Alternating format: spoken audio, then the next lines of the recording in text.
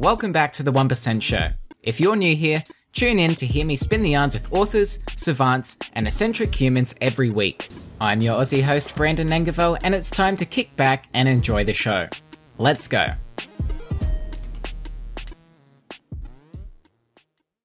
Do you find it difficult to find time to read? Well, I put together an online course that will teach you how to get twice as much value out of books by reading half as much.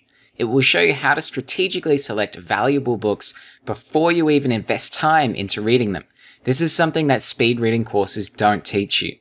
It will show you whether you should be reading books, ebooks, or audiobooks. It will show you how to conquer your wandering mind, how to apply what you read so you can actually create real results, which is what reading is all about at the end of the day, and how to avoid wasting countless hours due to poor reading habits.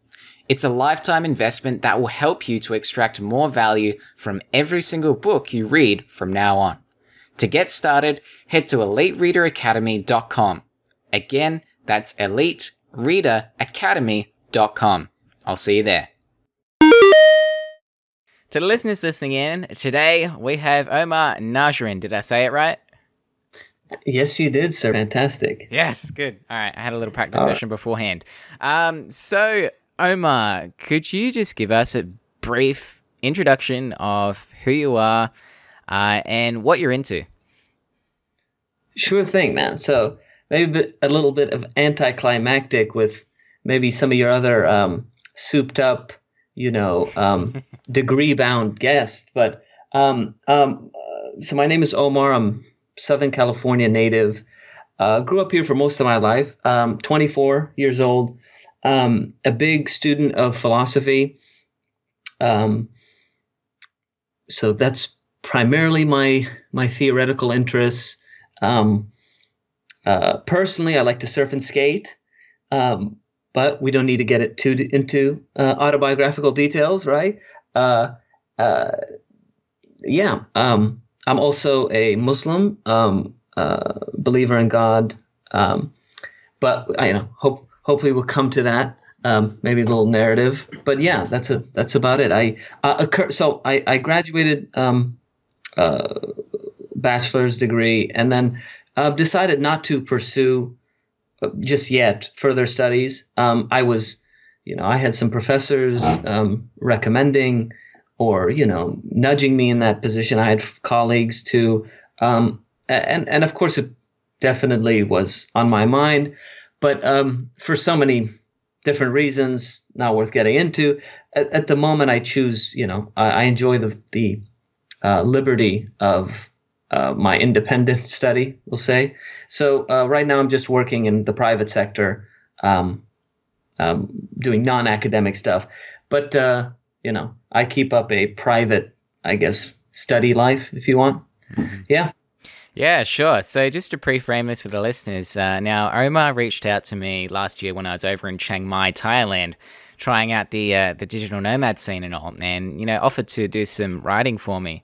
And just recently, we've reconnected, and this was after I went through what I guess what Google defines as an existential crisis. Okay, so the last 3 weeks, I've just been in this horrible spell where, for me, I've realized that when you ask why to any given action or event that happens to you in your life, it's fundamentally meaningless. So, for example, this podcast call right now, why am I doing it? Well, because it's fun and I like connecting with people and I like talking about philosophy. Well, why do that? Because it makes me happy and it makes maybe Omar happy. But why does that matter? And you just keep going, why? And it turns into this sort of infinite loop. And for me, that just drove me absolutely insane. It made me question everything I've been doing, everything I'm doing now. And for that reason, I've taken a break from the channel. The podcast has been delayed. And I've just been stuck in this thought loop that everything I do doesn't matter and it's meaningless. So crisis mode. Yeah, that's right. And I sent a real crazy email, not just to Omar, but my whole email subscriber followers. So if you're following me through the YouTube channel, you might have missed it. But yeah, hop on the email list and you'll get stuff like that. Hopefully not too much because I did go a bit out of whack, but that was my current thought process. So anyway, I knew Omar had some background in philosophy. And I was just on your site, Omar, actually. What was it, a literary club or something? Oh, that's not really my side. It was something I sort of propped up for people in Southern California who sort of want to congregate. It's total. Hmm. It's not selling myself or anything. It's just it's a calling. It's a literary club gathering for people interested in discussion of literature, other topics. Yeah. Sure. Anyway, like the writing was insane, and like even in your emails, like I had to read it 3 to 4 times just to really Oh, process what you were saying, and I could clearly tell that you're on another level when it comes to philosophy. And you basically said to me, philosophy isn't what I think it is, and there's a lot more to it, and that Nietzsche, who I yeah. was looking at in regards to nihilism or nihilism, however you want to pronounce it, Mm. the definition I see it nihilism as is, that everything is fundamentally meaningless. That's the definition I'm just using for today. Um, and so I said something about Nietzsche to you, Omar, and you said, well, he's not actually a philosopher, but a wisdom thinker, and that just blew my mind. And so from that point, I just thought, holy crap, okay, Omar's just a little bit Right. more ahead of me in terms of the whole philosophy bandwagon. So that's part of why I got you here today, Omar. I'd love to ask you some more questions on that subject. Sh- sure. Yeah, we can untangle that a little bit. Yeah. It. Sure. Yeah. Okay, so well, let's get right on into it. Omar, here's a big question for you. What Oh is no. philosophy? All right. Okay. Can we take a pass on the first question? No. No. Okay. Okay. Wouldn't blame you. Uh, so, um, so I mean, I can define it in an academic, a sort of technical sense about the subdisciplines, the the way it's studied in academia today, and more traditionally, that would be to say that um, it's the study of epistemology, ethics, and metaphysics. Those are the sort of three big ones. If you want to a sort of one sentence, very uh, Spark Notes type answer, it's philosophy is really thinking about thinking. Um, it sounds very glib, but it's true. It's philosophy. The object of philosophy is common sense, and it's common sense experience. Um, you don't need any rigorous prerequisites in any special science to have access to or to start thinking philosophically. So, for example, your mini crisis of nihilism is a big wondrous leap into philosophical thinking, into thinking about value and meaning, purpose, and then about the constitution of man. How is man constituted? What are his ends? These things. But we're getting off. So philosophy in academics, technically, it's the study of knowledge, it's the study of ultimate reality, and it's the study of ethics. But generally, just think about it as thinking hard about common sense questions. Yeah. Sure. So, if thinking is thinking, and thinking about thinking is philosophy, then what would thinking about thinking be? That would be. Oh, actually, well, great. I have a way. I have a way out. Okay. That would. I think that would be meta philosophy. Huh. So, Really? um, yeah. Funny thing is, I haven't. Please, you can't pursue me here. I haven't wandered into those forests, but that was that sort of gateway into. I mean, this is real. I mean, many people do study in meta philosophy, Hmm. but the funny thing is that I I, I don't recall which philosopher I had read who had made this point, but he's an analytic philosopher, modern analytic philosopher, and he had made the point that philosophy is really the ground zero for all thought. I mean, not to be not to be arrogant, but for example, like science might study or biology might study the evolution of creatures and atoms and cells. But then even in biology or physics or mathematics, you have fundamental questions about causation and matter and time and change. These, utterly brute concepts of thought are philosophical. And so no matter how far back you go, you get a meta philosophy. It's always going to be that kind of brute general philosophical conceptualizing. But yeah, meta philosophy is something. It's something interesting, but it's a big topic. Yeah.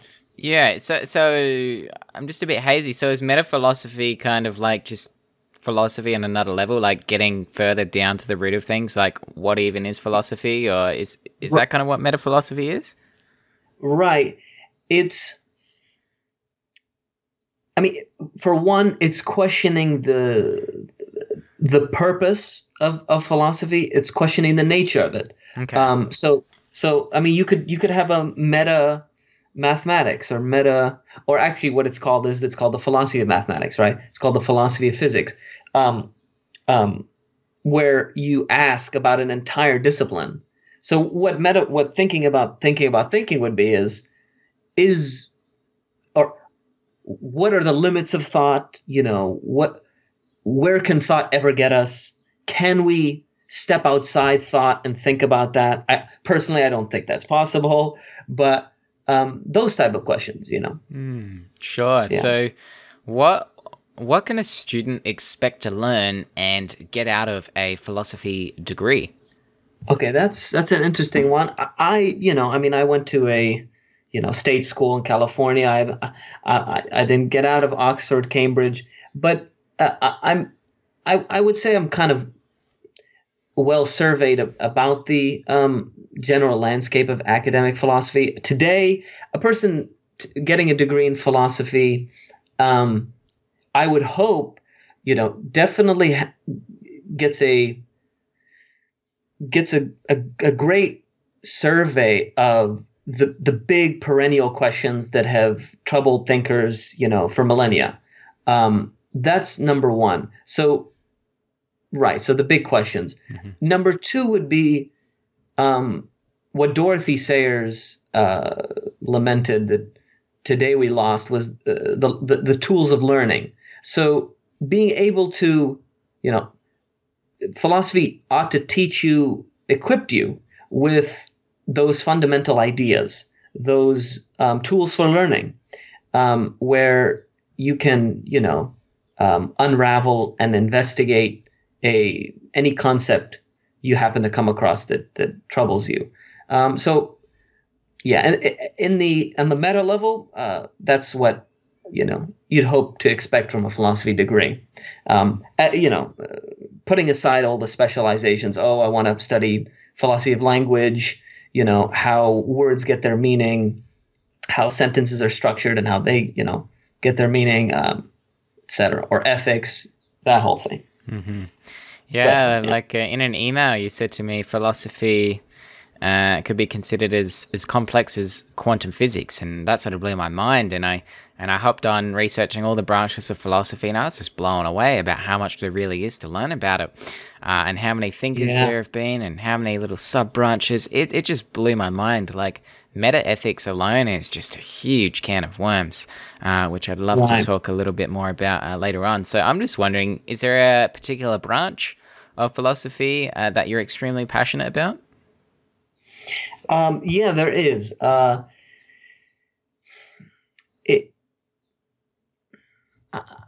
branch, maybe you'd say epistemology, so the study of knowledge. But I mean, I would want to say that a sort of I'm passionate about a theme. So a theme in philosophy, which is the Peripatetics, the Aristotelian school, so the Greek philosophers, and also the medieval thinkers, people like Thomas Aquinas in the Christian tradition, Al-Ghazali in the Muslim tradition. So I've actually studied up, in still learning, but studied up on in my own way the more ancient and medieval philosophies, which carry carry great similarities to philosophy today. But that's what I'm most interested in: ancient, medieval. In my undergraduate years, I did a lot of epistemological work, or I kind of pursued epistemology. So how can you know what you know? Can we speak about certainty or just opinion when we talk about knowing things, or sense, perception, and right? Excuse the long-winded. Sure. And so like I looked up epistemology for the first time. I didn't know what it was, and I just used the Google definition, saying it's the study of knowledge or the theory of knowledge. And so my next question was, well, what actually is knowledge? Is that just an accumulation of facts or things that we know of, or things or objects that we think about? Like, what actually is knowledge? I'm just wondering how you study knowledge. Well, let's see. So knowledge, let me be the first one to say that knowledge,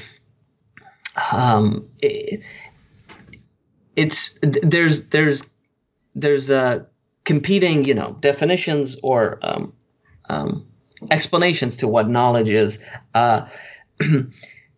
Some people take a purely logical, very rational approach to knowledge. Others can take a more, I don't want to say faith-based.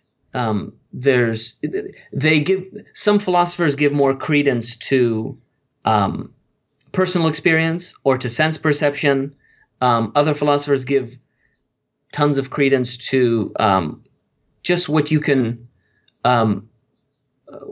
know from purely unaided, rational a priori insight. So a priori just means before experience. So mathematics or ideas like justice and freedom. That's Plato famously said or argued that that's real knowledge. That's the ultimate form of knowledge, which is those eternal, unchanging ideas. Nietzsche, of course, and other philosophers would say that no, more important knowledge is knowledge of politics, knowledge of sociology, of psychology. And then when you get to a more academic study of epistemology, I guess the standard definition it would be justified true belief. So I don't want to go ahead and rehearse that. We'd have to get into what justification is, what truth is, and what belief is. So how do you know something is true? How do you give justification for it? What counts as justification? But that would take much longer than I think we'd have, because we'd have to stop and start a different. Yeah. Sure. Have you heard the thing going around where it's a thought I've come across on my own too, and that is to say something is fact is actually opinion, because what even is a fact? How can you? I don't know what makes up a fact. You could say 1 + 1 = 2, but isn't that just a widely agreed upon thing? And so therefore it's an opinion based on what we say 1 + 1 is. You know what I'm kind of saying? Right. I struggle with you there too, man. And so fact is, I guess we could say that. I guess we'd have to sort of invoke the notion of truth here, or a theory of truth. I'm sorry. This is something I haven't pursued now in detail, but the theories of truth, there are varying theories of truth. So, but the most popular, the one that has the most consensus behind it, at least in the philosophical community, is the idea that truth is the relationship between objects in the world and mental states. So how our mind mirrors nature. So a fact. Well, actually, funny thing is, the example you gave of 1 + 1 = 2 is sort of an anomaly, because mathematical truths are sort of in a realm of their own. Philosophers call them necessary truths, meaning they're true simply by virtue of their nature. So, it 4 just is the 2 and 2. 2 is just it. What it is to be 2 is just 1 + 1. So it's almost like you take the word bachelor, the meaning of the word bachelor. It's bound to mean an unmarried man. So that's inescapable. So that's something that is true of reason before experience. So you understand that distinction. So fact would be something in the world. So we want to distinguish between truths that we need to investigate, or we need to investigate in the world to find out if they're true, as opposed to conceptual truths.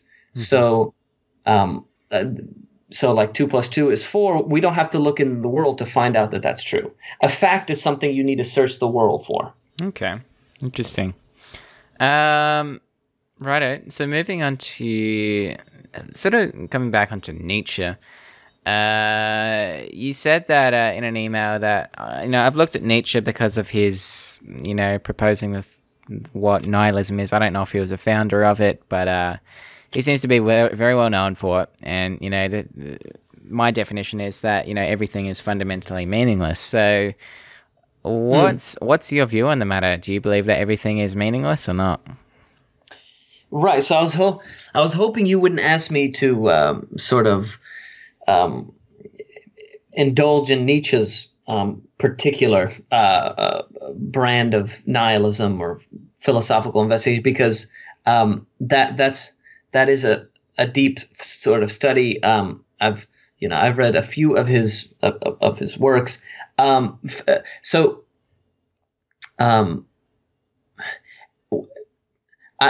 Nietzsche's just last word on this is that he's definitely a whirlwind. I just like to call him. So he has, sometimes you read him and he says one thing, other times you read him he says another thing. Nietzsche also said that nihilism must be overcome, and nihilism was a weak position to end in. Yet, he famously proclaimed the death of God and the death of meaning. So he simultaneously, comes to nihilism, but then says we have to sort of transcend it.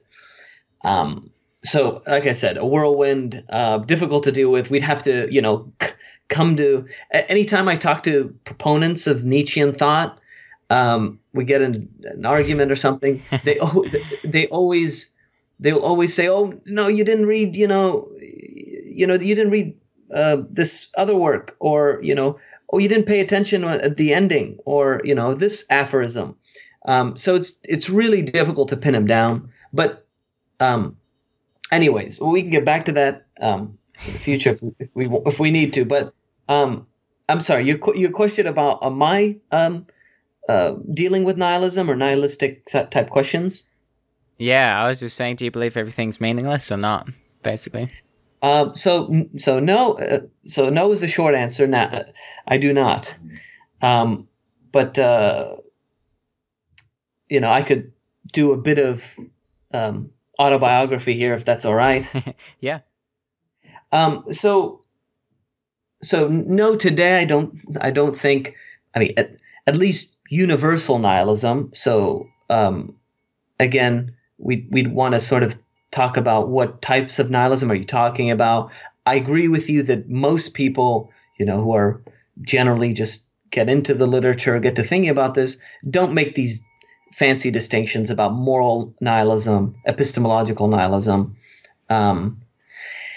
But anyhow, so just nihilism about life and everything in it is meaningless. Well, I had a period where I left where I was beginning my inquiries into, the life of the mind and the great thinkers, where, I was agnostic about everything. I mean, Okay, I sure. grew up. Sorry, Omar, Yeah. I'll just cut you off real quick. My dad's alarm's going off and he hasn't woken up. So I'm just going to take a short break here. And before we delve into, I'm really excited. I'll just wake him up quickly. Oh, please, yeah. Be right back. Sorry about that. All right, we're back in action. So we can lift off from agnosticism. Okay, right. So, in an effort not to just end it, no, I find life meaningful. Just to give background, during that agnostic period, I was genuinely interested and struck by the force of questions like what is the purpose of life, and is there one? How can I even know if there's one? Suffice it to say, I actually, and I think this was overall, it was very much for the best. I didn't jump into modern replies to the direct nihilistic threat that Nietzsche posed, for example, or Schopenhauer. Famously, Tolstoy also had a similar crisis, but I think he ended his life as a very zealous Christian. But I actually had just went deep into Greek philosophy, specifically Plato, and I had been taken up into Plato because I just found him just like Wonderland. I mean, his writing and his thinking was just unparalleled for me. Anyways, the way I got out of the crisis of meaning was through just thinking about what came to my common sense, what I came to know rationally. So it was through experiences that actually aren't, I can't demonstrate, for example, I can't prove, but like, for example, that there is a God. Although I believe there are strong arguments in favor of God, I also believe that there's a way of nurturing, I'm sure, as you well know, Brandon, there's a interior life that actually controls you and or influences you.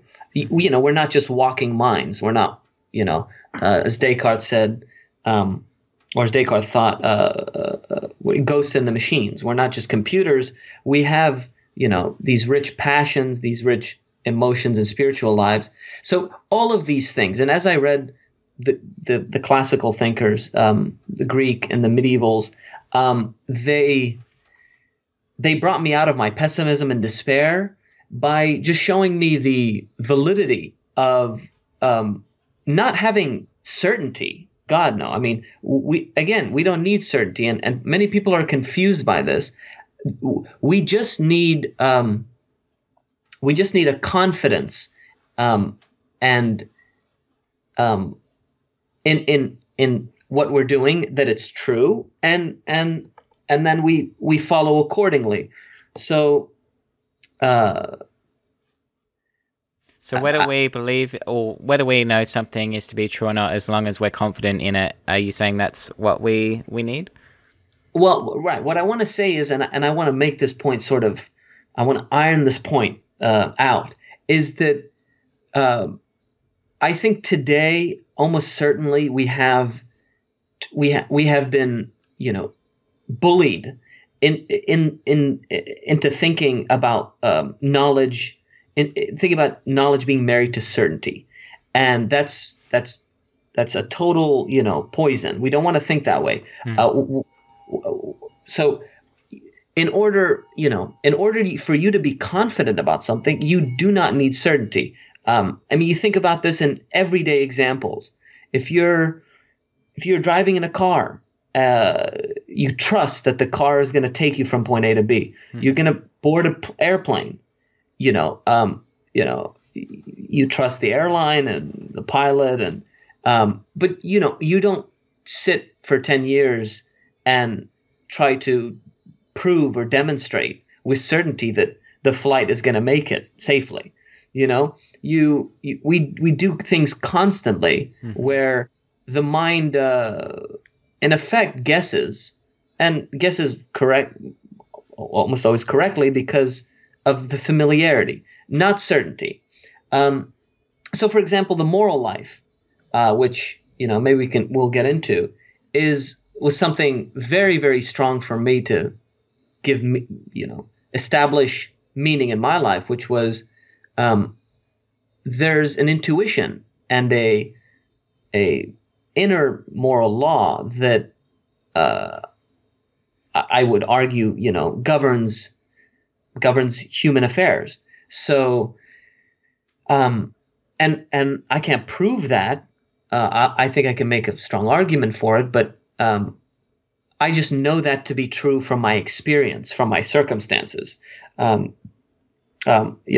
believe we cannot have a politics. We cannot have a society. We cannot have these fundamental things without assuming, morality is real. It's a good thing. It's desirable. It should be pursued. Mm-hmm. So all these things, affirm a meaningful dimension to life. Mm-hmm. Right. I mean, yeah. Sorry. And then later on, I just want to say, in my email to you, I also mentioned how logically incoherent a strict, consistent nihilist is. Right. Mm-hmm.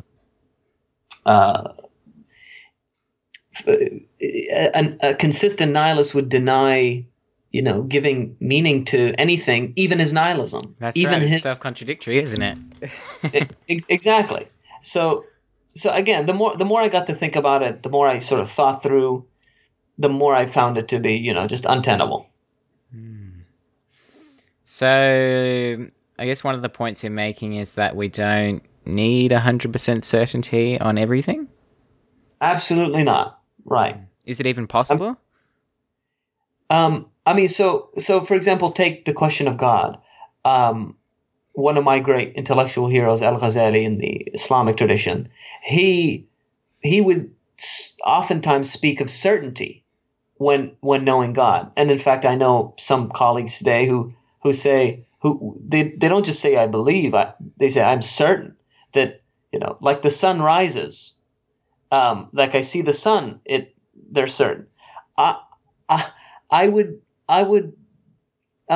differ epistemologically. I would deny that. Although I'm a firm believer in God, certainty again. I think it's too high of a bar. Certainty is 1 + 1 is 2. It's mathematics. But everyday life, like I told you with the airplane example, or another interesting example is like if I run into you on the street, Brandon, and you say, "Hey, by the way," I say, "Hey, Brandon, I just came from Disneyland." And you say, "Oh, I'm going there." Was I don't know, Donald Trump there? And I say, "Yeah, he was there. He showed up." Now, you believe that he's there because I told you, but you don't know that. Mm-hmm. You trust me. Yeah. And I'm a reliable source, etc. So it's a cumulative sort of confidence. You don't need certainty. Interesting. And so you see how that's very, very relevant to questions about nihilism when people are sort of who are untrained or untutored about this way of thinking. They think, oh my God, like you said, why? You keep asking the why question. Is there a bedrock? Well, you don't necessarily need that bedrock. It's something you're putting there and plaguing yourself. You don't need it. Yeah. Right. Yeah. I think by bedrock you mean basically coming to an overall 100% certain conclusion. Is that what you mean by bedrock? Right. I don't even think that bedrock's there, to be honest. I don't even think it exists. Well,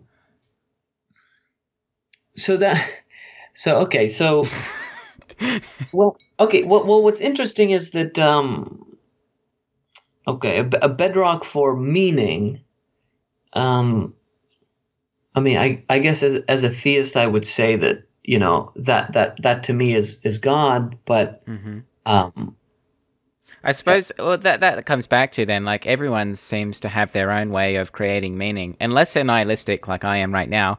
But I'm slowly getting right, out of it and just right, accepting that I need to create my own meaning. Otherwise, I'm just going to be stuck in this thought loop. But you, for example, you mentioned that you're Muslim at the beginning of this podcast. So correct me if I'm wrong, but I believe Allah is the God that you believe in. But then we've got, well, Christians, for yeah, example, who believe in right, God, and then Jesus is the Son and all that. So right, it right. seems everyone's coming up with their different bedrocks. So do you believe there's just one bedrock, or are there multiple bedrocks?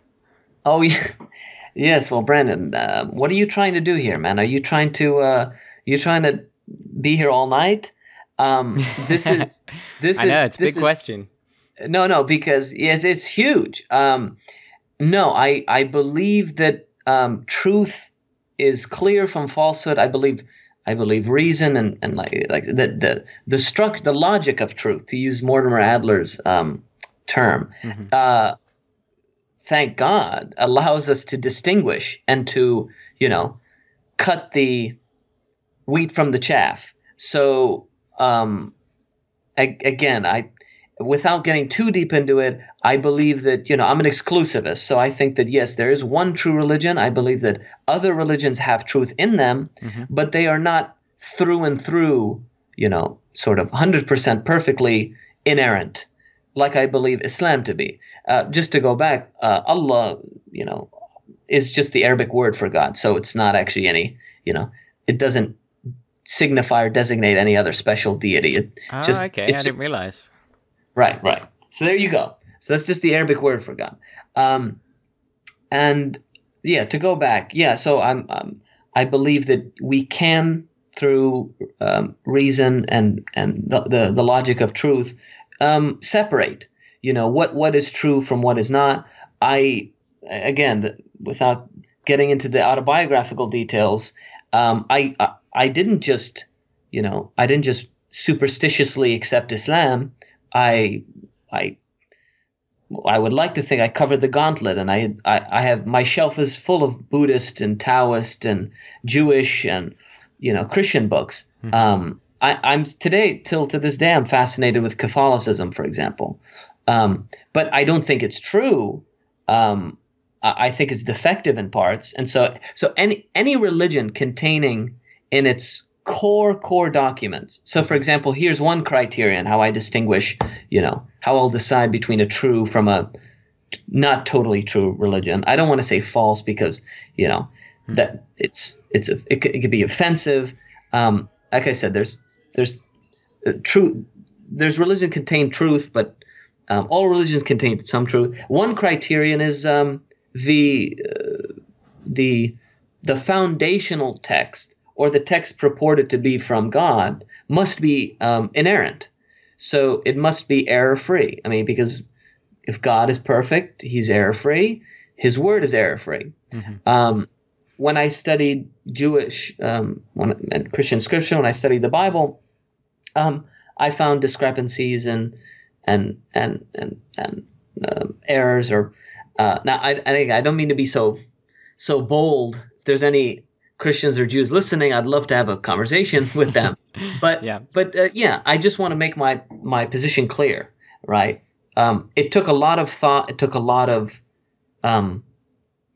thinking about, okay, what is the most coherent? What is the most truthful? So no. So again, I hope we can dispel this myth that the religious person is somehow, sociologically determined by his birth to be whatever religion, or he's just some.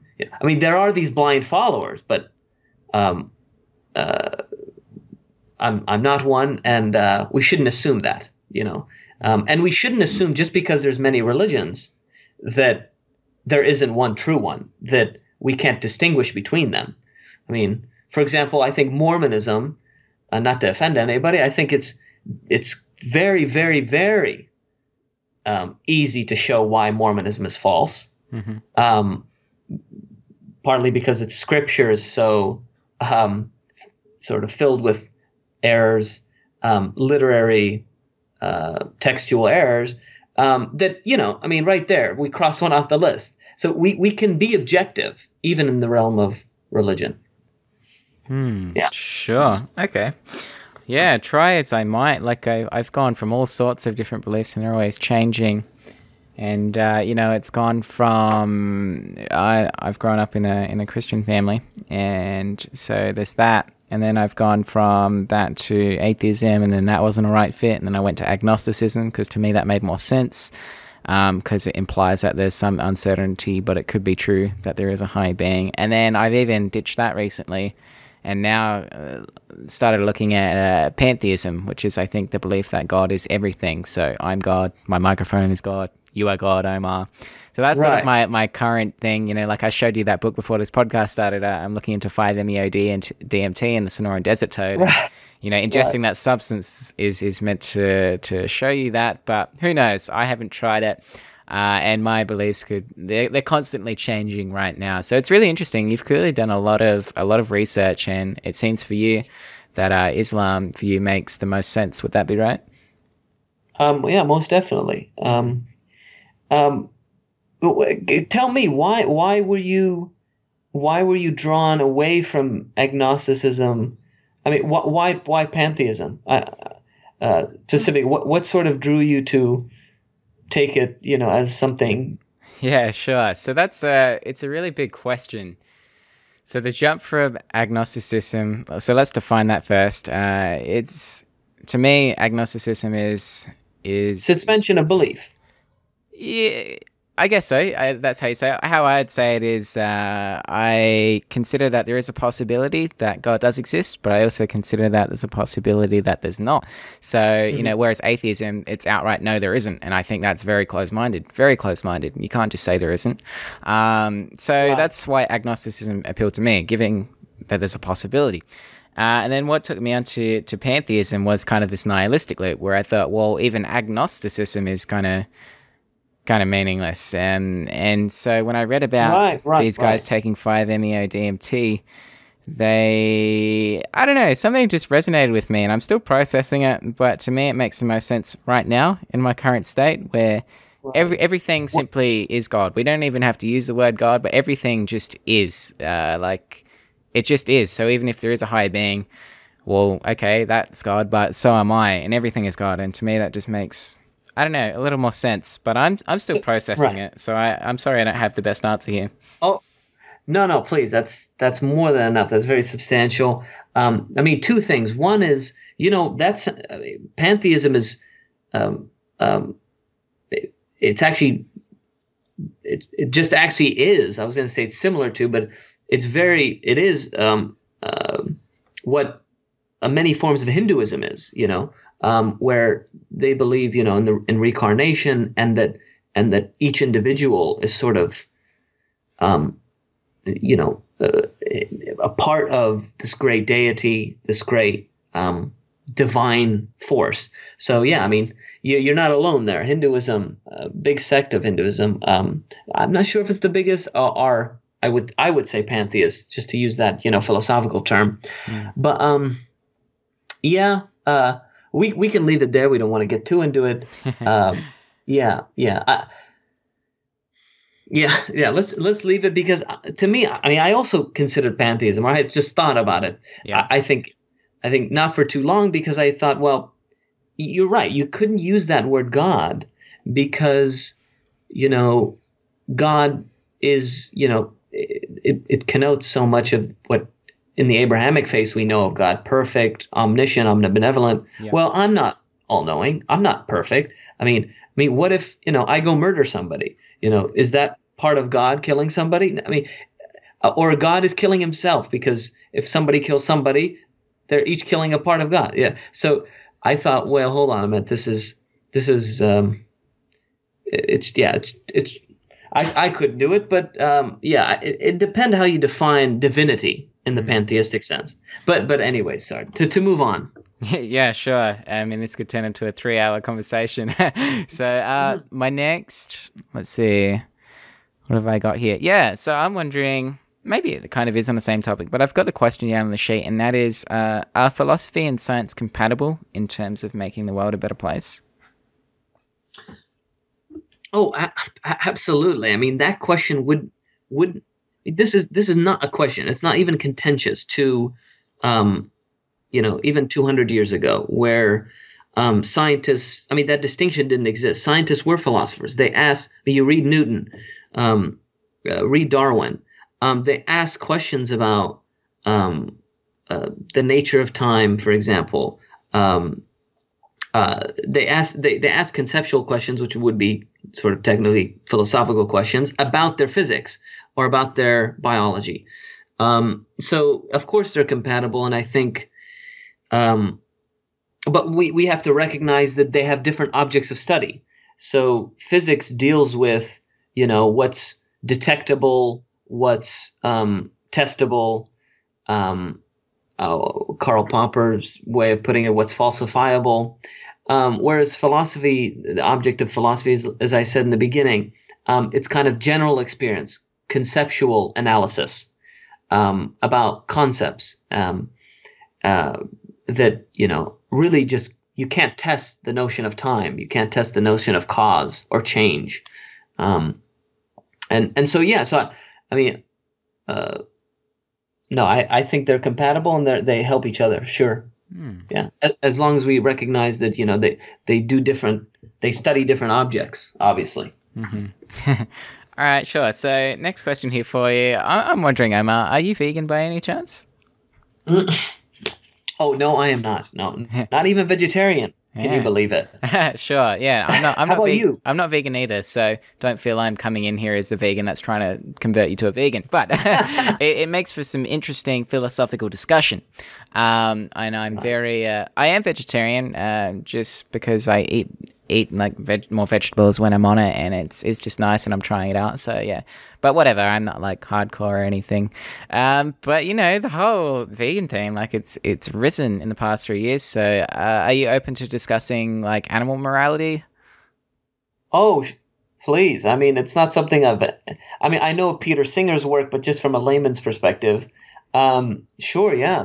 Okay, cool. Well, I'm glad, because if you were vegan, some people that are really attached to animal morality, it's hard to have a discussion. So I'm glad you're open about it, and I am too. So let's talk about it. That's what we do here on the 1% podcast. So, all right. So what do you currently know about, why vegans are vegans in terms of the animal morality perspective? What do you know about it?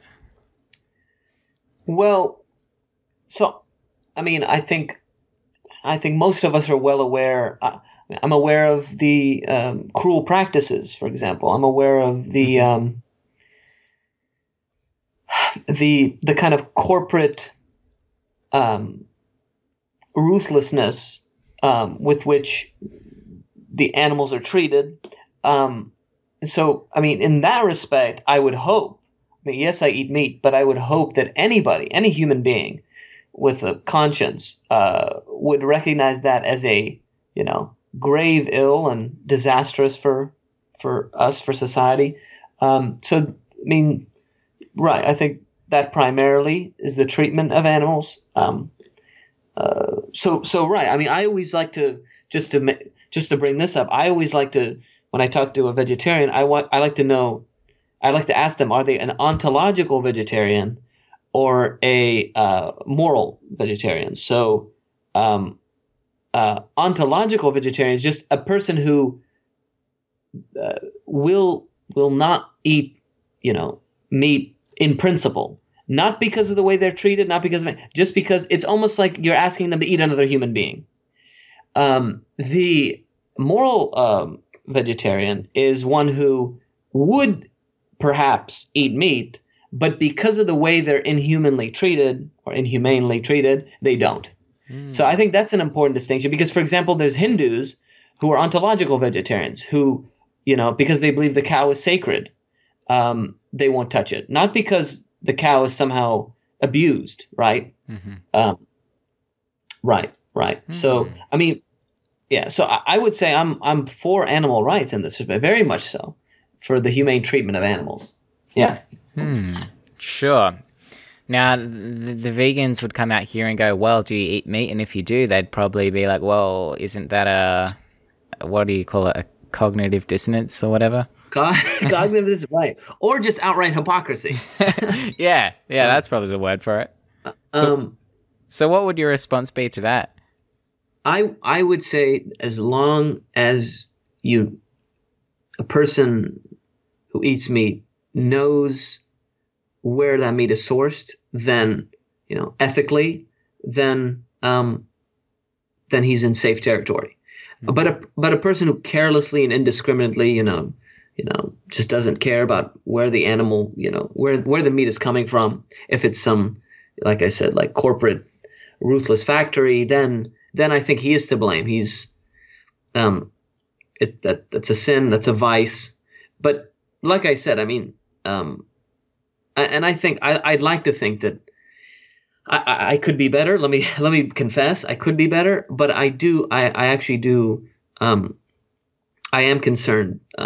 Not as much as I should, but I am concerned about where the meat is sourced. Sure. Mm-hmm. Yeah. Sure. All right. Now let's do a little thought exercise here. So this is called the anti-venom dilemma. So we've got this hypothetical guy, and his name is Jimmy. Now, Jimmy is a vegan, and Jimmy gets bitten by Bronte the brown snake. So he's a brown snake here in Australia, and he bites Jimmy. And so Jimmy gets poisoned. Now, if Jimmy is to live, he needs an anti-venom. So now we got a horse, and his name is Henry. So we've got Henry the horse. Now, Henry is able to produce antibodies that can be extracted as an anti-venom that can save Jimmy's life. But Jimmy, in order to extract the antibodies, Jimmy would have to compromise his own morals by going against Henry the horse's will by extracting the venom, from this horse to get the anti-venom. And it's an uncomfortable process for the horse, but it will save his life. So, then... Wow. What else we got here? Yeah, so it's against the horse's free will, so that will allow the horse to produce these antibodies to then save Jimmy's life. But, because he's vegan, he's an animal morality vegan or whatever, he has to either compromise his own morals by accepting the anti-venom, either that or he dies. So what would you do in that situation? Okay. So Jimmy's bit by the snake, and he will die if he doesn't get this antibody. Yeah. And it goes against his morals, because to get the anti-venom, they had to go against a horse's free will by injecting it with a toxin to extract the anti-venom. Okay. Yeah. Oh, I mean, this is easy, man. Come on. I thought we were gonna come with something. Okay. Okay. Well, first of all, does the horse die? It doesn't die, but it is treated inhumanely. Okay. Well, so first of all, let's get. I would hope there's unanimous consensus on this. If you're going to die, preventing your full annihilation, full death, you treat something, or an animal, inhumanely, I would think, one principle is greater than the other, your death versus its suffering temporarily. So that's number one. But I thought originally that the horse was going to die. And my response to that was, well, it depends on how, and Camus talks about this in the myth of Sisyphus. Mm-hmm. It depends on how consistent or logical a person is with his beliefs. So, so the vegan, if he's to his death a vegan, then he will die a noble death, and not harm the horse. But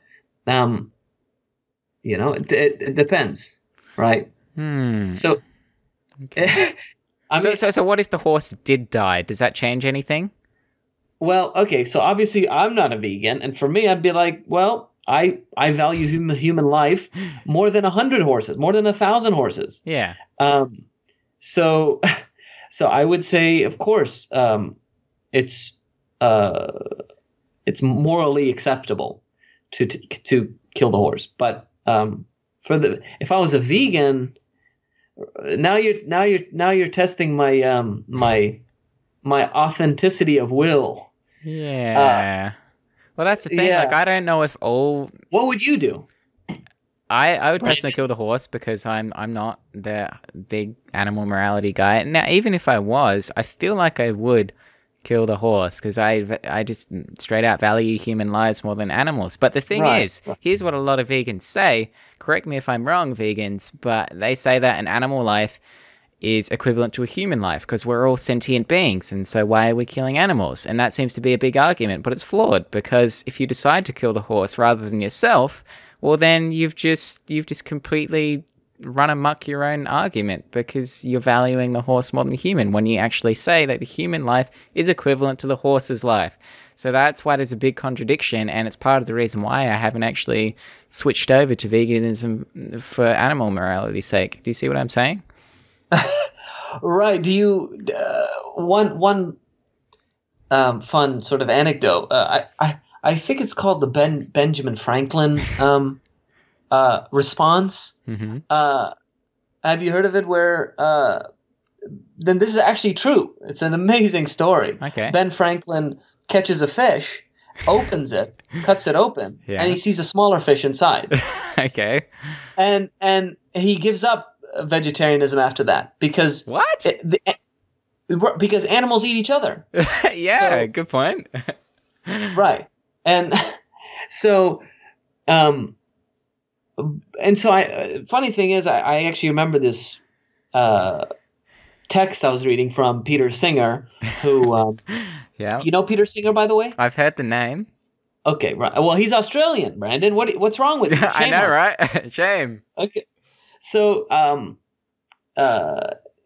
was reading a Peter Singer book. It wasn't Animal Rights, his famous book. It was something else. But Oh, he this was, guy. Yeah, sorry, I know who you're talking about. Yep. Oh yeah, right. Yep. Yeah, a big guy, big philosopher, big ethicist, animal rights guy. Yes. And right in that text, he was just going. He was having it out for Franklin, and he said, "Oh, this is a fallacy because." Of course, I disagree with this argument, but he said it's a fallacy because the fish obviously they don't have that rational capability to distinguish Yes. or to know that it's killing another sentient being. But we do, he said. Mm-hmm. So when I see a pig who can feel pain, can suffer, I know that it can suffer. A lion can't. So when it eats it, it's not culpable. Mm. But we are. But then what I would now I haven't sort of thought this through as a philosophical argument. It may be a weak one, but my response would be to that is that but that's exactly what distinguishes us, morally or ontologically from non-rational animals. So the fact that we have well, actually, I would go beyond that to talk about inherent dignity and God-endowed value. But if we just stick secularly here, I think, our ability to reason and our ability to think and be in love and all these things that make us so different from animals is what catapults us morally ahead of a horse or a dog. So therefore, does that justify? Are you saying that would justify us eating whatever's below us? Absolutely, right. I mean, well, of course, even, for example, in my faith, in Islam and in Christianity, and I know other faiths, there are protocols. There are, humane protocols. So yes, you can eat. You can eat practically almost any animal if it's just done humanely. So yeah, as long as correct protocol, then yeah. I mean, we're not barbarians. We're not indiscriminate, but we're also pragmatists, and we have to be stewards, but at the same time we have to be realists. Let's say. I'm gonna have to replay this podcast and hear what you said because it is it's just a process because I'm still a little bit stuck because I have thought about that exact same thing, that scenario you put with the fish, sorry. And, I'm thinking, okay, sure, we've got rational minds. And this is what my friend said to me. He goes, well, you have a rational mind. These animals don't. So stop eating what's below you because you know better.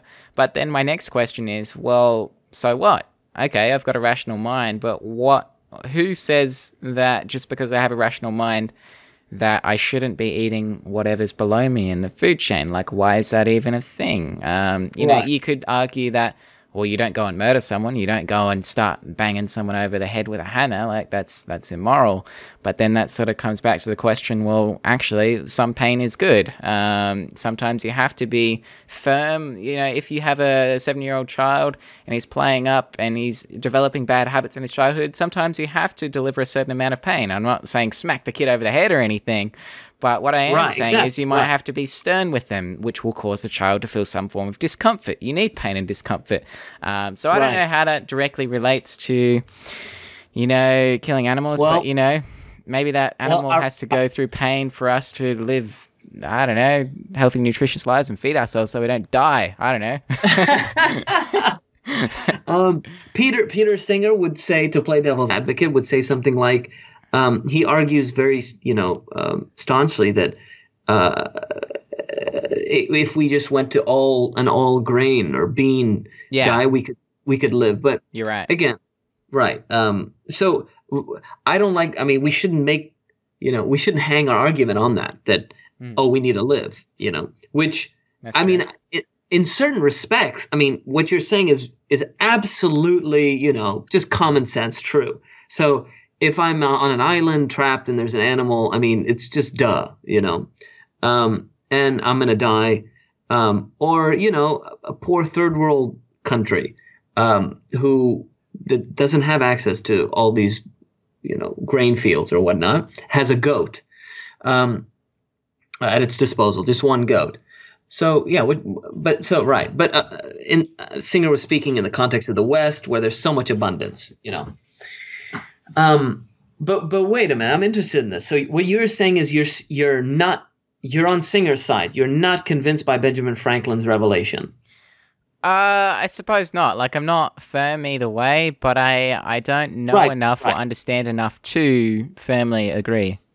Right, because I remember in the email when I was like, oh, but, I think we're, endowed with, this reason, this high reason, and that makes us special. And then now you're saying, well, how does that make us special, right? Exactly. Yeah. Well, why does that mean that I shouldn't eat the animal? So what if I got a rational mind? I mean, humans are irrational a lot of the time anyway.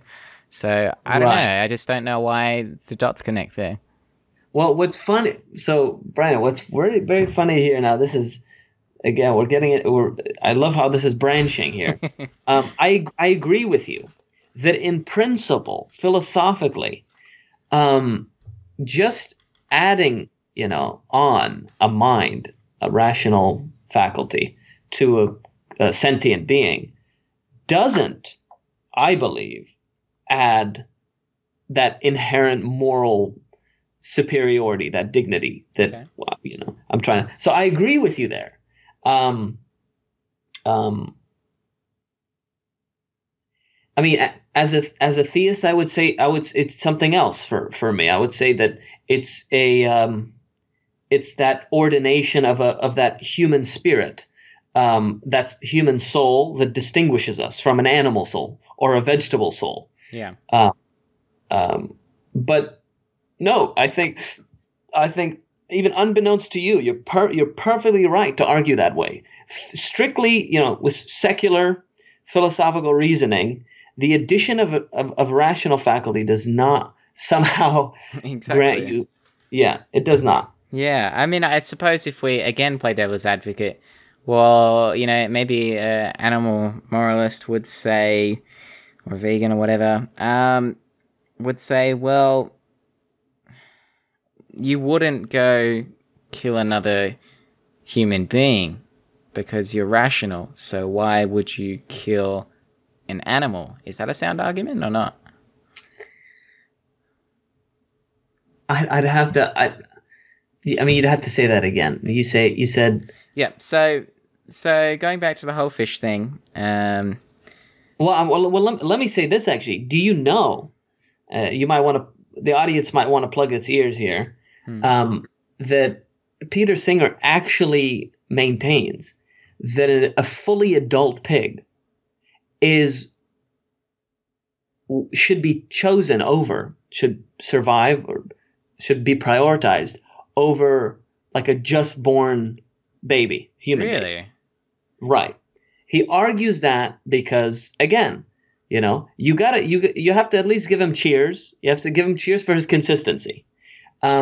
He argues that way because, if I recall, it's many years ago, that because simply that the pig has much more of a complex nervous system that can feel, you know, much more receptive to pain. Okay. Whereas the baby, you know, if we just decapitated or, you know, killed him off, it would be very, very painless. You know what? I reckon that guy's full of shit. Here's why. Okay? No. I agree. I agree. Here's the thing. This is my next question, actually. I've got it here on my screen. It says, would you murder the human or pig? Which is funny you mentioned that. So if we were to give Peter Singer the option, like, to actually go through with it, kill that human baby, that cute little human baby you see in front of your eyes, or this big pig, which one would he choose? Come on, you're not gonna shoot the pig. Surely not. I can just not see that being a thing. I don't believe it. If you say the pig, I don't believe it. If you're a vegan or an animalist, I don't believe that.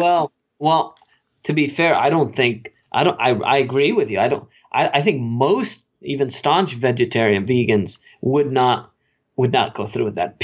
Again, Peter Singer, philosophy is interesting because, you know, when you really think through logically to the end, it can get you to these extreme positions.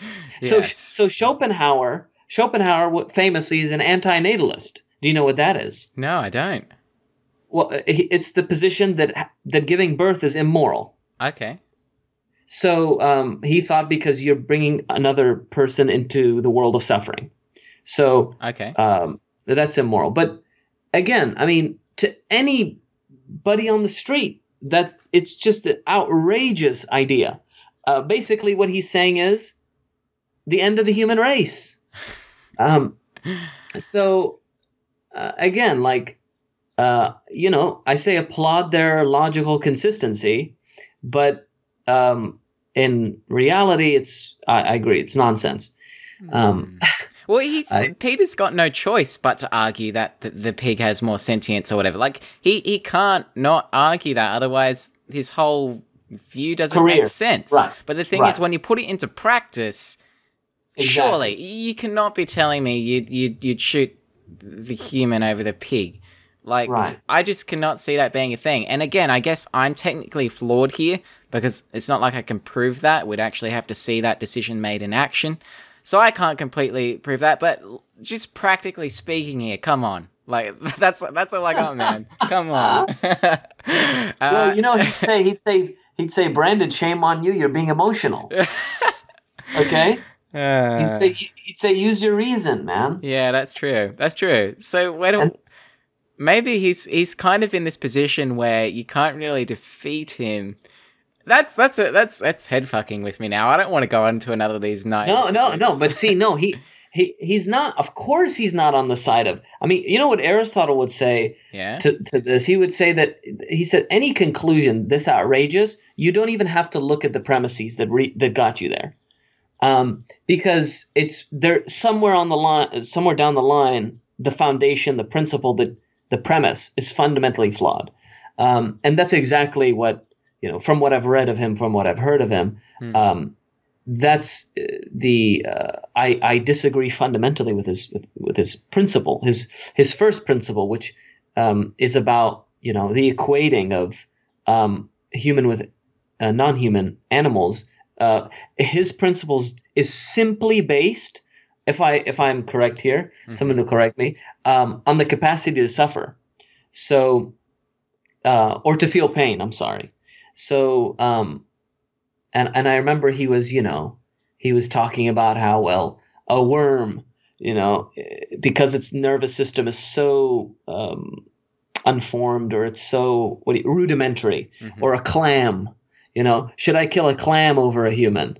or should I kill a human over a clam? And Yeah. and he would say, well, we have to be proportional. So a clam, its nervous system is very, very, very, very, very rudimentary. Okay. Humans is very complex, so we go with the clam. But I disagree with the entire. He's lumping everything sentient in one, when I would in the beginning demarcate the human being from everyone else. Okay. So I don't know whether this relates to I just want to go back on the nervous system thing. It seems like, I don't know if it was this dude that was arguing that, but, it's saying that just because they've got a more developed, I think this is going back to Peter Singer's argument, saying that this being, whether it's an animal or human, has a more developed and potent nervous system, meaning they can receive more pain or whatever. I don't think that argument works, because sure, the nervous system is one thing, but why don't we change the would you murder the human or the pig argument to would you murder Hitler or the pig? And you knew that Hitler was going to do bad things. Sure, the human would probably feel more pain, and it's more receptive to pain. It's got more emotional centers. It's got a more developed nervous system. But that would then raise a question. Well, okay, sure, Hitler might have a stronger nervous system, so therefore we should kill him because the pig has less, just like the newborn baby has less than the pig in the original argument. But I feel like some people would consider killing Hitler over the pig. So because of that, how can you say that just because something's got a more developed nervous system that it's worth keeping alive, as opposed to something with a less developed nervous system? You see what I'm saying? Oh, no, I see what you're saying. And to actually come to his defense, Singer's defense. Yep. I would say that because he recognizes our ability to, reason about.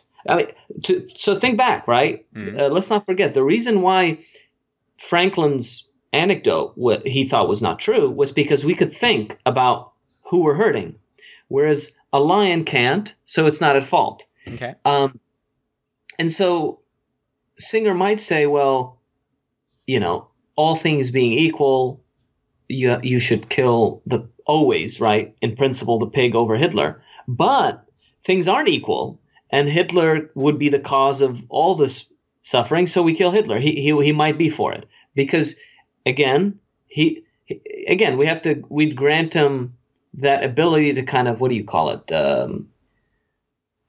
Apply general practical reasoning. I'm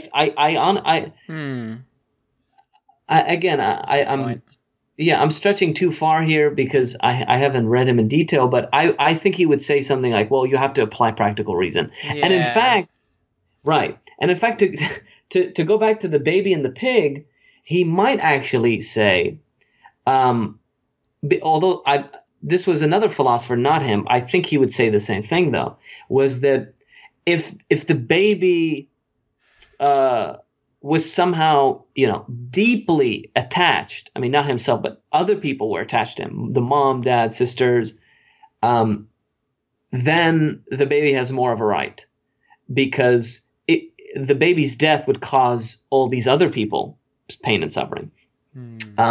So I think he would take these things into account. But again, he nonetheless, he would still say all things being equal, animal over humans, which we disagree with. Sure. And I'm sort of getting jaded on what the vegan's perspective is, because I feel like the more we talk about it, there's no definitive way of being vegan, because you notice that vegans are kind of on a spectrum. That's what I've noticed, and not every vegan is as hardcore as others. Some will have a bit of dairy milk maybe, or some will have supplements like I do, even if they're derived from animals, whereas others won't. They're completely concrete, no to anything. And so there seems to be a spectrum. And another... Well, hold on a minute. I mean, yeah. Okay, so vegan is no animal products whatever, correct? That's what I'm kind of questioning. Well, is it? Because there seems to be a spectrum.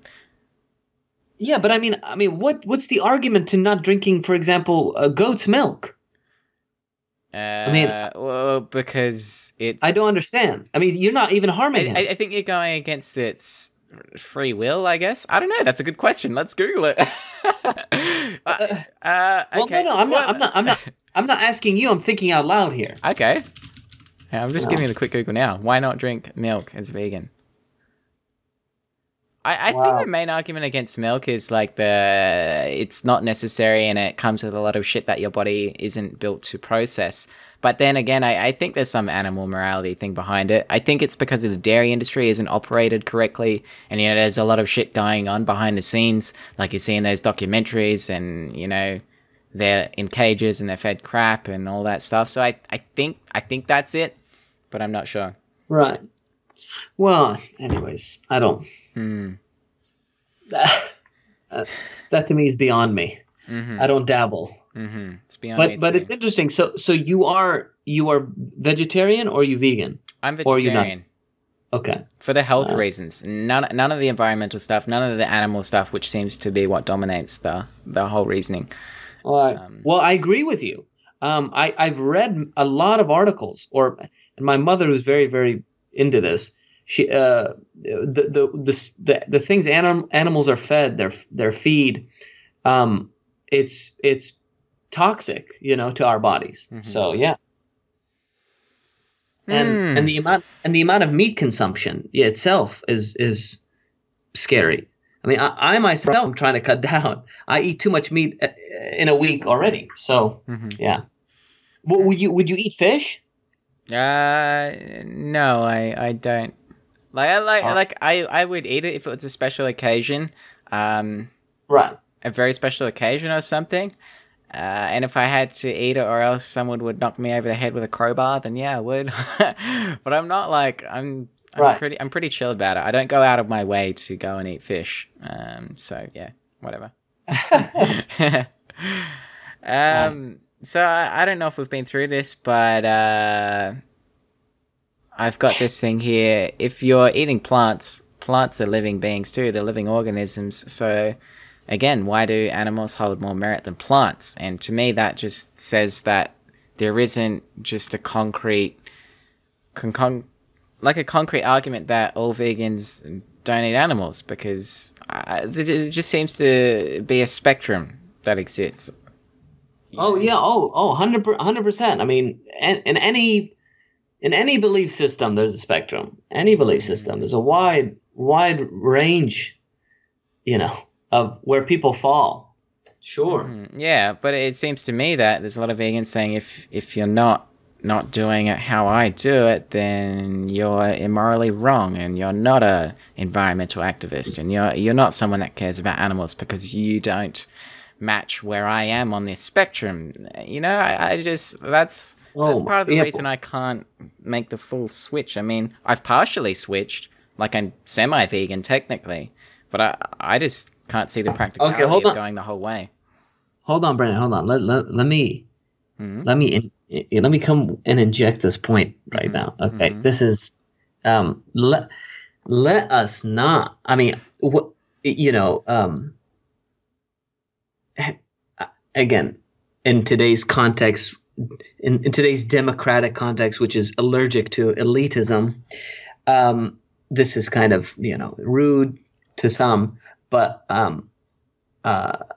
I stopped caring or actually being interested in the positions or the arguments of unstudied people. And I know I don't want to get into this, and this is not sort of directly to what you're saying, but when you say things like I mean, I hear people all the time, well, Omar, there's arguments for the other side, and there are, and I say, sure, there's always arguments, but I could take the argument that I should only eat Chex Mix, and I make an argument for that. The whole point is that I only listen, or I only take seriously, I only investigate the claims made by really kind of wise or knowledgeable, reasonable people. So if these, I mean, again, just because somebody has a different view or a reason why against your view doesn't automatically make it make you under fire. Sure. I mean, to be honest, I mean, I run into, let's say, in 6 months, probably 99 atheist type arguments or criticisms, and only one of them I actually respect and take care to listen. The other 99 is just they haven't read anything. They haven't thought through their criticism. Their criticism has major holes. It's not a good argument. So I've talked to vegetarians who their simple reason is emotional. They think, I just think it's wrong. Why? Well, it doesn't feel right to me. So we have to distinguish between serious arguments from the other side and just the kind of chitter chatter that people, their opinions. Appeal to emotion. That's a logical fallacy. Correct me if I'm wrong. Oh yeah, yeah. Yeah. Interesting stuff. Right. Anyways, but yeah, this is great, man. This is good. It's good. I love this sort of philosophical I love your range of topics. Yeah. Interesting. Now, I ask every guest this, and it's either a general, what the hell are you talking about? Let's move on to the next question. Or we dive in. But I'm wondering, Omar, you're quite a philosophical guy. Do you have any interest in taking psychedelics as a tool for spiritual growth or personal growth? So funny thing is, I had a period of this where I for a short period, but I took this question very seriously, and I remember thinking a lot about it. And during the time, my friends and I, when I was 21 or so, now I have no interest in it.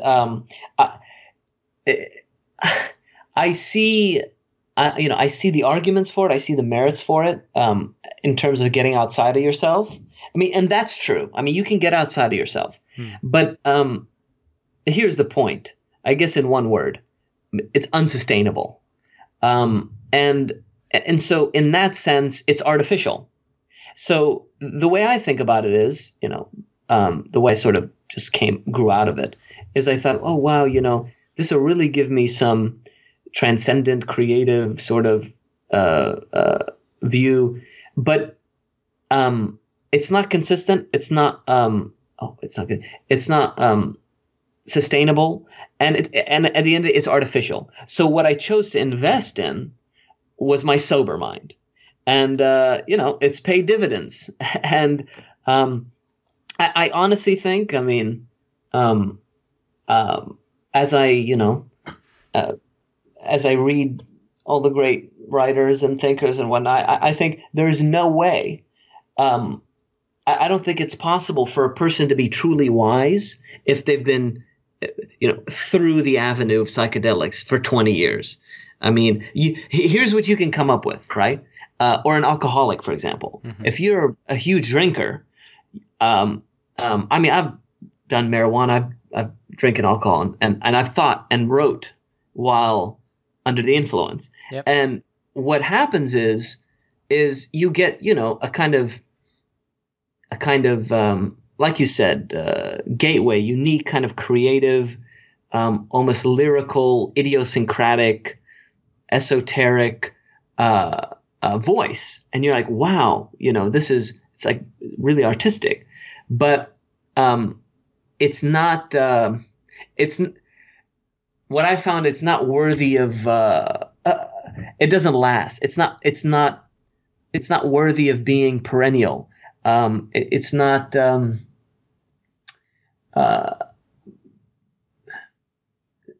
something that can grow you in the end, at the end of the day.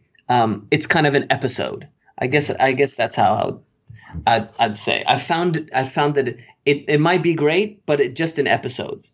And actually, a lot of the times, and I've read about this, people who do, a lot of dopamine sort of releasing drugs, is that it sets them back.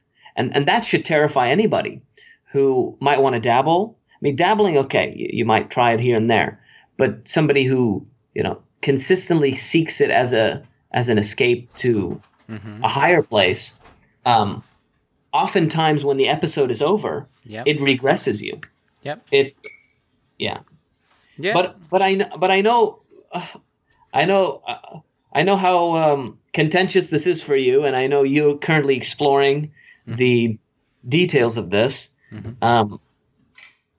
Right. What? I mean, have you come to any conclusions about the use or misuse of this? Yep. So I'd agree with most of what you said. Some of it I'm still exploring myself. Still agnostic about it. Yeah, I guess so. Like, I definitely agree that there are a lot of people out there that do abuse it in such a way that they think they can spend years taking all these different psychedelic drugs, using it for spiritual growth, only to find that it hasn't actually done anything with them, and they've simply been using it as an escape. That happens. And my mate Tom, who runs a psychedelic channel, recently posted a video on this, and it was a very, very great video, very great view on the stance. And even, my mate Tom, who I've also had on the podcast, he took ibogaine, which is a psychedelic not many people take, and it completely fucked him over. Like, he's not in a good state right now, and a lot of people have been sent into these thought loops through psychedelics, and it actually hasn't got them anywhere. And even in Rick Strassman's famous book called DMT, The Spirit Molecule, one of the conclusions was in the chapter, which not many people mention, is that out of the majority of people that took DMT, dimethyltryptamine, which everyone hypes up so much, is that none of them took away any like life-changing, lasting results. Sure, it trickled for maybe a few weeks or a few months, but after that, it was done. Right. So to me, that does with me. But the thing is here is that you've actually got people on the other side that do claim that psychedelics have indeed, they've just taken it a few times in their life and they haven't taken them since for like decades. And it has given them an episode where it's unlocked another part of their brain that has continued to benefit them for the rest of their lives. So, for example, just a very micro example here. I recently took LSD in just a light dose, and it did open me up artistically. Now, I saw things. I went on a walk, and I saw things I never normally see, but because I was on acid, it helped me pay attention to it. So I could see faces in trees. I could see the craziest thing I saw was a dinosaur in these markings on the side of a bridge on a concrete wall, and there was cracks in the walls, and there was just like these splotches of withered down concrete wall, just like something you wouldn't even take notice of it ever. And this happened multiple times, and all the buildings had faces. Like, it wasn't like it was some crazy hallucination with patterns everywhere. It was literally, I saw the building. Even when I was sober and I went out the next day, I saw the same thing, but I would not normally see that in everyday life. Unless I had taken acid to help me identify it. So even like a few weeks after, even now still, occasionally I will see faces in things I would just normally walk past and I go, holy shit. Like, I kind of feel like I'm on acid again. And so I don't know how beneficial that is to my life. Perhaps if I was an artist, it would be, but I don't consider myself a traditional artist in that sense where you paint awesome paintings and stuff. But I can see that there is merit in just doing psychedelics just a few times and not abusing it and do actually take some kind of benefit away from it. So that's my current stance. Yeah. But again, I'm still exploring. Yeah, I wouldn't disagree with that idea that I do agree with you that people can have sensational experiences that they carry with them for their life. That I think is true. I guess where we both agree then is the habitual, misuse, yes, or even the habitual use, which, definitely can agree on that. Maybe you'll be the one to finally sort of come out with the right science, the right balance of it. Yeah, well, this guy, his name's Martin Ball. I had him on the podcast a couple of weeks ago. He's one that's gone through decades of life. He's had the same questions I've had in life in a very similar life situation because I read his biography. And so I really related with him, and he's taken everything from LSD to shrooms of all varying doses, settings. He's done DMT, ayahuasca, and he's done mescaline, peyote. He's done the whole lot, man. So he basically said, taking all the psychedelics was really, it was kind of meaningless in the end, and it didn't really get him anywhere, even though he thought that it did at the time.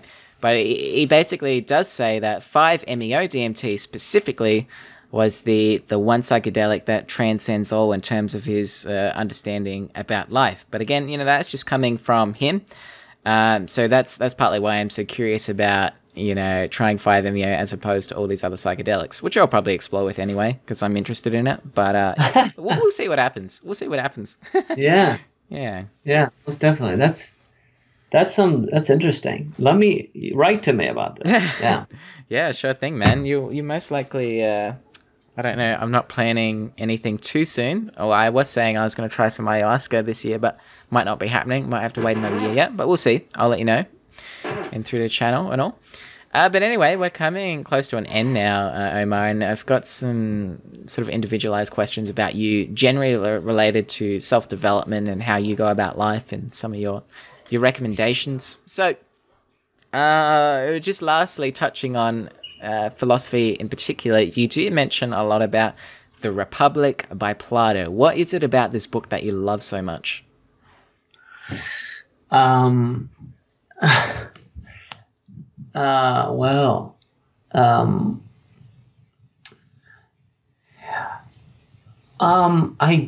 I guess two things. One is I guess it's generality. And what I mean by that is its scope is magnificent. So I remember speaking to a friend a couple weeks ago, and I think it's the enmeshing of so many isms and ologies that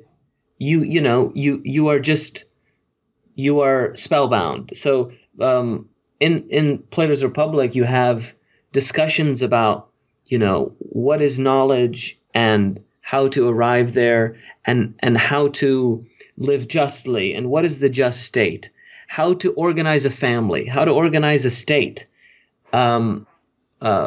discussions on virtue and vice and the balance of the soul. And this is like just a couple,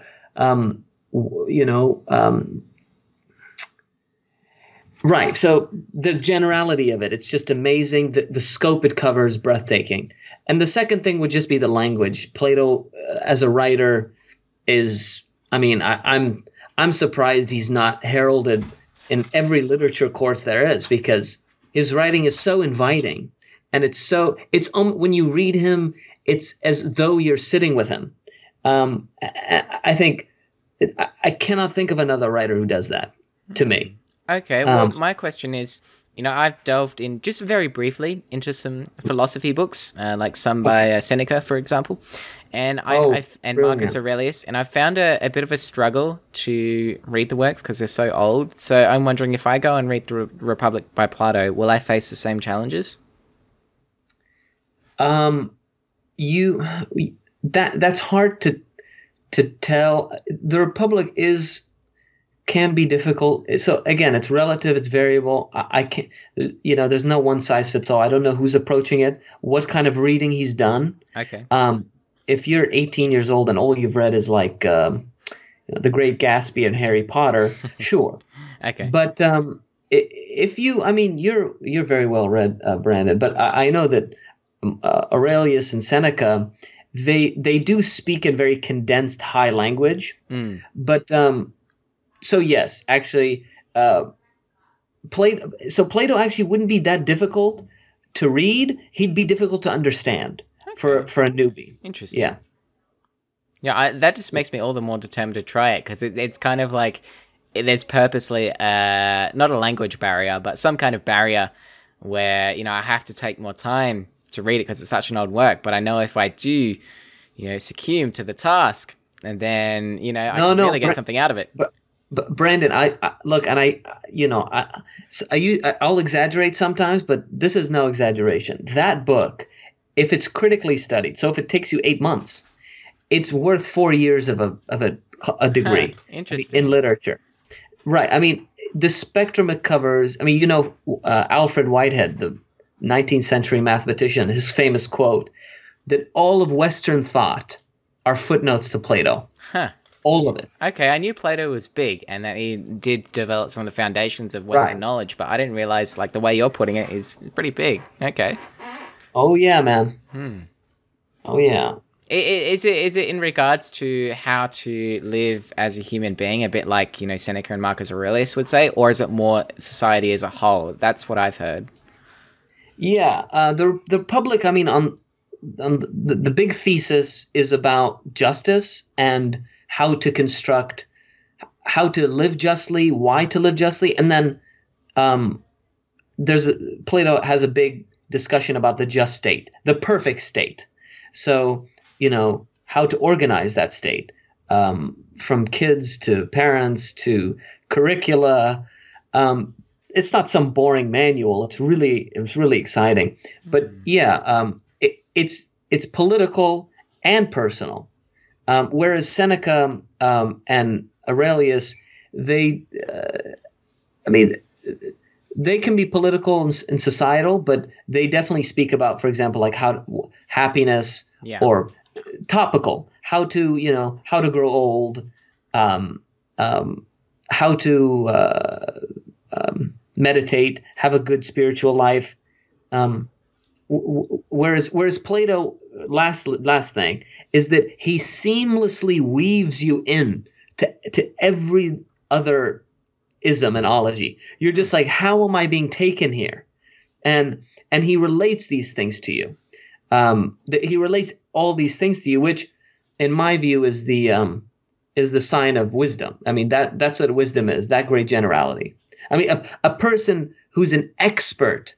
I mean, the best expert in the world in plumbing or quantum physics, I would not say is wise. He's an expert researcher. Wow. But a wise man is a man who can speak on all these various human, domains, and that's what the Republic grants you access to. Is that generality of understanding. Wow. So I guess that's kind of created a ripple effect for you. So before you read the Republic, and after you read the Republic, perhaps after you I guess you take in information in a different way, or something along those lines, just because it trickles down into everything that you do. Would I be correct there? Yeah, absolutely. Right. Wow. It's a changing text. Yeah, it's a life-changing text. And I mean, this. You're a fan of Mortimer Adler, and in his prescription of how to read a book. If you say it's difficult, well, all the better.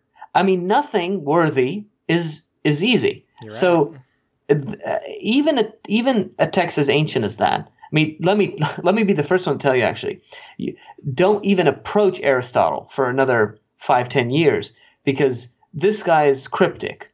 I mean, I'm studying him, and sometimes it takes me 3 hours to get through 3 pages. Wow.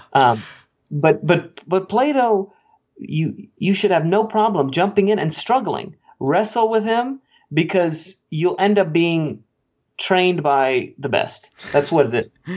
Wow. What do we know about Plato's upbringing and his life? Like, why is he so wise and smart and clever? Like, what do we know?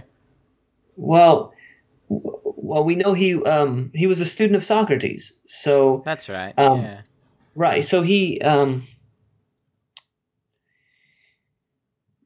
he grew up in kind of political turbulence, but there's not much. I mean, sadly, we don't know much about their lives. Yeah. We know more about Aristotle, actually, but Plato, fragments. So he was a student of Socrates. He obviously he looked up to Socrates and actually, sort of mapped his own intellectual life off of Socrates. He grew from him. He didn't just, parrot everything Socrates said, but he definitely was, his student, and Plato was a big criticism. He criticized the politics of his day for being, let's say, too tyrannical, too ignorant, He advocated philosophical training for politicians. So we know about his intellectual autobiography, but personal details, I don't think there's much. Right. Okay, sure. Right. So, in terms of book recommendations, to the readers listening in, we'd love to become 1% better here. So, I'm wondering, apart from The Republic, is there any books you'd recommend to us to make us 1% better? Well, if I'm given free license, for any,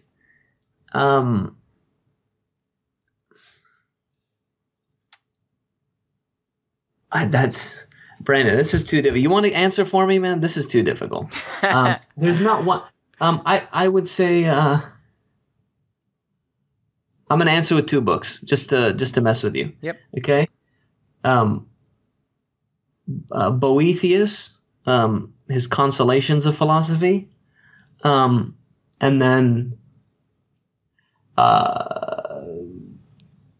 James Boswell, English Literature, his autobiography, or his biography of Samuel Johnson. The book is like 600 pages long, so you better get comfortable. But it's known as the best biography ever written. I mean, better than whose was it? The yogi? Anything's. I'm sorry? Was it the biography of a yogi or something? Yeah, I know. I'm familiar with that, but I was going to say Thucydides. Or not Thucydides. Plutarch's Lives are a famous, biography. Okay. Biography, but anyways, so James Boswell's Life of Dr. Johnson. Okay. For those literature buffs, and then Boethius's Consolations of Philosophy for people interested in philosophy. Okay, cool.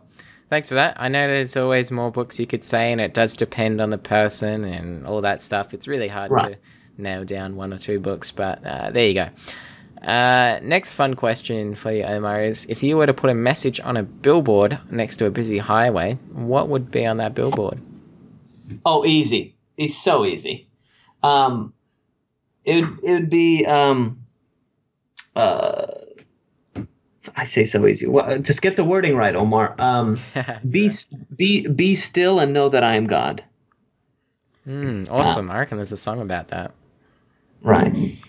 Sure. And then rounding up here, this is a bit of a fun one too. You find out that the internet is down for the whole world, including yourself, for 7 days. What do you do? That sounds like a usual week for me, man. Really? Reed, are you crazy? Me too. Yeah. Yeah, a lot of people struggle though, because most of us are constantly connected to the internet. Oh, I feel bad for them. I like your response. It's different to others. Read, yeah. Damn right. You hear that, 1% better listeners? Start reading. Okay. I think that about rounds it up, Omar. Do you feel like we've missed anything at all? Oh, I think we covered the gauntlet, man. Definitely. I thank you. I thank you for reaching out. I'm glad we reconnected. And I think topics like these, the ground we covered, it's super important for young people and also any age of person who's interested in general concepts and thought. Philosophy is for everybody, and literature is for everybody. I have no recommendations here in terms of more topics, but great. Yeah, well, look forward to the comments because I feel like we've created some heat in the comments below. So that will be interesting to check them out. But yeah, again. Already? No, not right now. But trust me, there will be. Okay. There will be, all definitely. Right. All right. But yeah, at the end of the day, it's productive discussion. So yeah, it's all good. So I want to thank you again, Omar, for coming on. It's been a blessing having you here. And so I just like to, give you one more official thank you. No, thank you, Brandon, and I hope we have many more engagements to come. Head to brandonnankivell.com/subscribe. This is also the best way to interact with me and keep up with what I'm doing. Again, head to brandonnankivell.com/subscribe. As usual, thank you for listening, my friends. I release new episodes every week. Make sure you don't miss one by subscribing. It's super easy and means a lot to me. Go to iTunes, search for The 1% Show, and click subscribe. Once again, I'm your host, Brandon Nankivell, and I'll see you in the next episode.